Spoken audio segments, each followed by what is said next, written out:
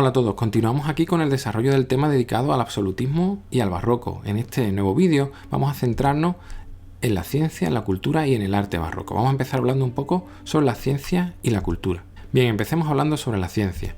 En este siglo XVII se va a establecer las bases de la ciencia moderna. Se va a crear el método científico gracias a Francis Bacon, que decía que las leyes científicas tienen que comprobarse experimentalmente. Y también aparece el racionalismo de la mano de René Descartes, que decía que había que usar la razón para comprender la realidad. Bien, pues se producen grandes avances en matemáticas, en física, en astronomía. Tenemos figuras como Galileo Galilei, Newton, Descartes, que ya lo hemos visto, Pascal, etc. Y también se producen nuevos inventos o mejoras de inventos anteriores. Aparece la calculadora, aquí tenemos una imagen de la calculadora de Pascal, el barómetro, microscopio, aquí tenemos una reproducción de un microscopio de la época, y también se producen mejoras en el telescopio. Respecto a la cultura, a pesar de todo lo que hemos hablado, será una época de esplendor cultural, tanto en Europa como en España. En España se continúa el siglo de oro y tenemos en literatura figuras como Miguel de Cervantes con su Don Quijote de la Mancha, que es una obra cumbre de la literatura universal y española. Tenemos también a otras figuras como a Quevedo y a Góngora, que eran enemigos. Ahí tenemos a Quevedo y a Góngora, se llevaban fatal.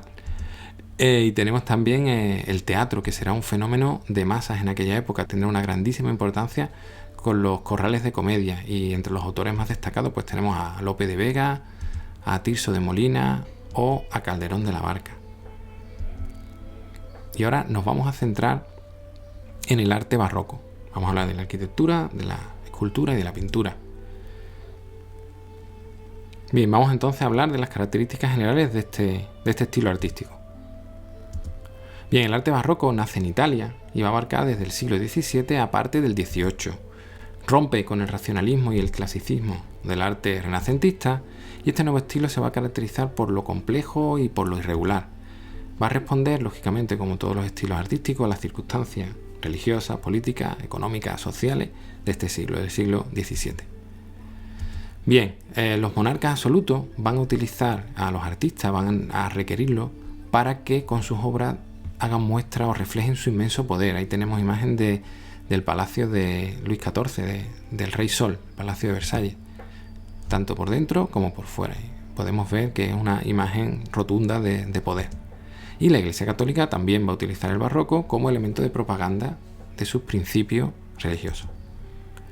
Bien, la estética barroca va a proponer unos nuevos valores. El movimiento va a tener mucha importancia. ¿Cómo se va a conseguir? Pues utilizando formas curvas, elementos cóncavos, convexos. La luz y el color tendrán una importancia tremenda para crear formas, para iluminar y oscurecer zonas. Y el realismo también va a ser muy importante.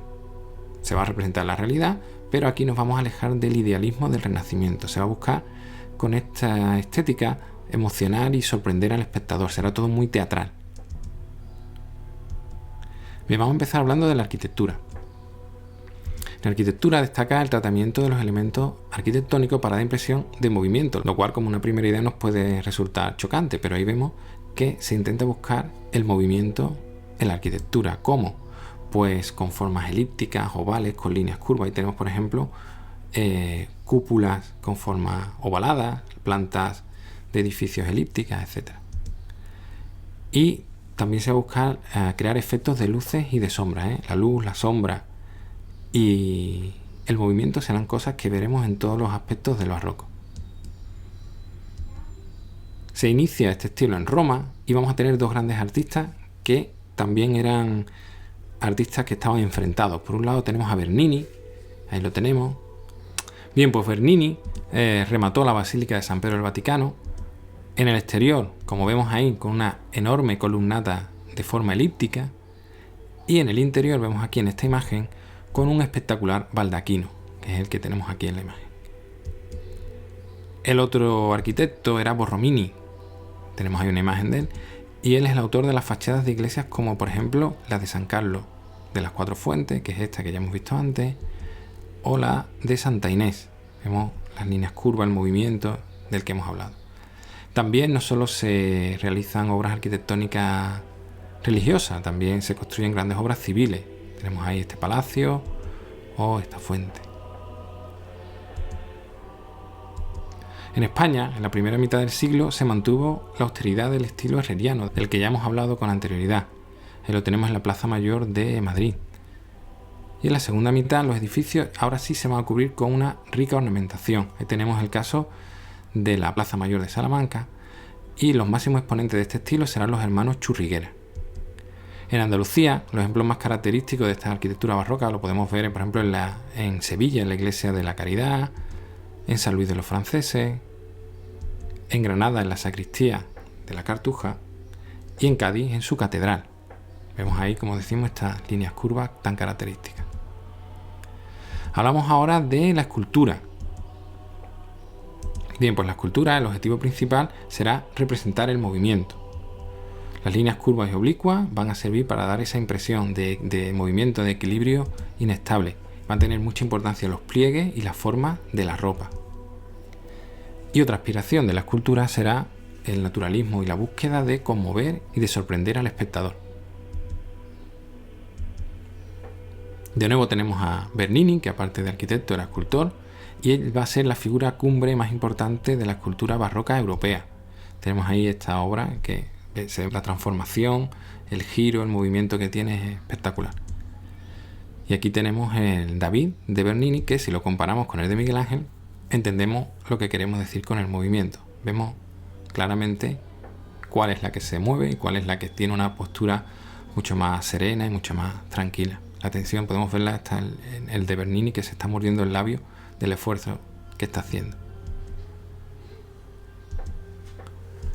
En España, pues sigue teniendo mucha importancia las tallas religiosas en madera policromada. El destino era sobre todo retablos y también los pasos de Semana Santa. Vamos a tener distintos centros de Valladolid, Granada y Sevilla.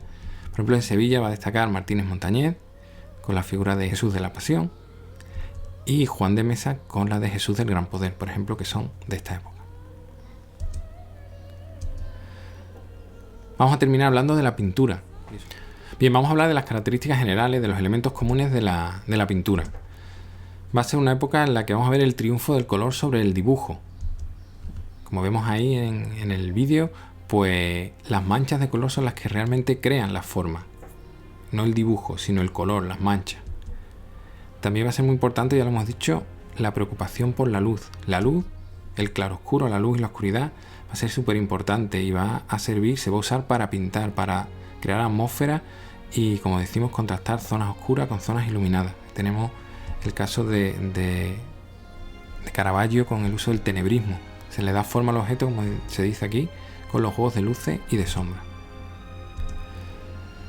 El realismo será muy importante, se va a pretender representar los objetos como son en la realidad, y estamos viendo que son recipientes de verdad, la ropa, todo es de verdad.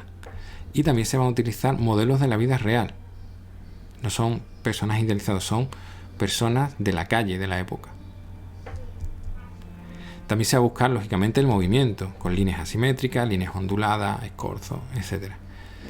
Vemos este descendimiento de la cruz, y si lo comparamos con este del que ya hemos hablado con anterioridad, del que ya decíamos que tenía movimiento, pero claro, si lo comparamos con el barroco, no tiene punto de comparación.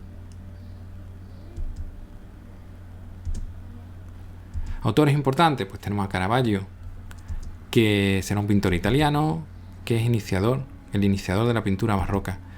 Él va a introducir estos juegos, esos contrastes entre fondo oscuro y luces, en lo que se llama el tenebrismo. Tenemos ahí otro ejemplo, que la luz es tan importante y la ausencia, la oscuridad también. Esto lo hemos visto antes. Otro autor será Rubens, será muy importante también. Este es principal representante de la escuela holandesa, de la escuela flamenca. Va a estar influido por los pintores renacentistas y, lógicamente, por Caravaggio, que hemos dicho que es el iniciador de este estilo pictórico. Va a pintar toda clase de temas, desde temas religiosos, mitológicos y también escenas populares, el campo, paisaje y retratos. También tenemos a Rembrandt, que también es holandés, forma parte de esta escuela flamenca. Excelente retratista, sobre todo los retratos colectivos. Ahí tenemos un ejemplo de un retrato colectivo y aquí tenemos otro. es maestro de la utilización de la luz y de la sombra. Tenemos otro ejemplo magnífico. Luego tenemos a Vermeer, que es también holandés y va a destacar por su obra en interior, por la iluminación de los interiores, el detalle de las figuras humanas, el de los objetos. Este lo hemos visto también antes. La joven de la perla, un retrato muy famoso de él. Pero también va a realizar paisajes urbanos. Ahí tenemos un ejemplo de las ciudades flamencas de la época, con los canales, y este también.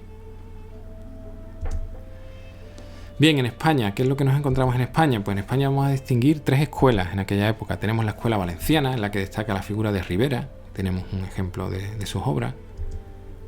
En la escuela andaluza, en la que tenemos a Zurbarán. Tenemos también a Francisco Pacheco, que fue maestro y suegro de Velázquez, del que hablaremos también a continuación. Y Murillo, otro enorme pintor barroco. Y también tenemos a Valdés Leal, que caracteriza por sus obras destinadas a conmover al espectador. Y luego tenemos la escuela madrileña, donde destacará Velázquez. Y en Velázquez nos vamos a detener un poquito. Bien, pues Velázquez comienza su formación en Sevilla. Ya hemos hablado de Pacheco, que fue su maestro, con obras de gran realismo. Ahí tenemos La vieja friendo huevos o El aguador de Sevilla. Más tarde, en 1623, se va a trasladar a Madrid, donde se va a convertir en pintor de la corte y entonces, lógicamente, va a realizar retratos a los reyes, pero también va a realizar cuadros de temas mitológicos, como por ejemplo el triunfo de Baco, conocido como Los borrachos. También en 1629 va a viajar a Italia y ahí va a recibir la influencia de los autores italianos, y ahí pintará la fragua de Vulcano, que es esa que estamos viendo. Volverá a España y pintará la rendición de Breda, este cuadro famoso de él. De nuevo volverá a Italia hasta un periodo del 49 al 51, donde va a mejorar su técnica, lo que le va a permitir pintar, como se dice de Velázquez, que es el pintor del aire. Pinta la atmósfera que envuelve a las figuras, desdibuja sus contornos, etc. Y a su regreso pues pintará pues probablemente su obra cumbre, que es Las Meninas, y también las hilanderas o el mito de Aracne, que es este que tenemos aquí. Bien, pues hasta aquí este vídeo dedicado al arte barroco principalmente, con el que terminamos el tema. Espero que os haya parecido interesante y gracias por vernos.